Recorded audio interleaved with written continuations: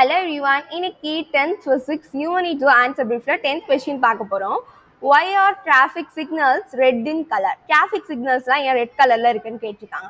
இதுக்கான ரீசனை நம்ம எதை வச்சு பார்க்கறோம்னா Rayleigh's law of scattering. அந்த கொஸ்டின்ல நமக்கு என்ன சொன்னாங்க? Yes, inversely proportional 1 divided by lambda power 4. ஒரு கலர் லைட்டோட வேவ் லென்த் வந்து நமக்கு கம்மியா இருந்துச்சுன்னா அந்த லைட் ஸ்கேட்டர் ஆகிறது நமக்கு எப்படி இருக்கும்? அதிகமா இருக்கும். அந்த கலர் லைட்டோட வேவ் லென்த் வந்து நமக்கு அதிகமா இருந்துச்சுன்னா அந்த லைட் ஸ்கேட்டர் ஆகிறது நமக்கு கம்மியா இருக்கும் அப்படின்னு சொன்னாங்களா. ஸோ இதுதான் நமக்கு இங்கேயே நடக்குது. இப்ப நமக்கு வந்து விப்யூர் அப்படின்னு வந்து கலர்ஸ் இருக்கு அப்படின்னு பார்த்தோமா. ஸோ இதுலயே வந்து இந்த ரெட் கலர் லைட் இருக்குல்ல, இதுக்கு தான் வந்து ஹையஸ்ட் வேவ் லென்த் வந்து இருக்கு.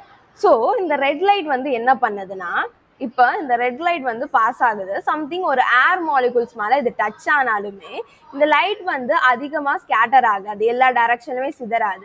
அது சேம் கண்டினியூவாக வந்து ட்ராவல் பண்ணும். அது வந்து எல்லா டைரக்ஷனையும் சிதறாம அது ட்ராவல் பண்ணிட்டு லாங்கர் டிஸ்டன்ஸ்க்கு ட்ராவல் பண்ணும். அதனால தான் இந்த ரெட் கலர் என்ன பண்ணுறாங்க, சிக்னல்ஸ்லாம் யூஸ் பண்ணுறாங்க.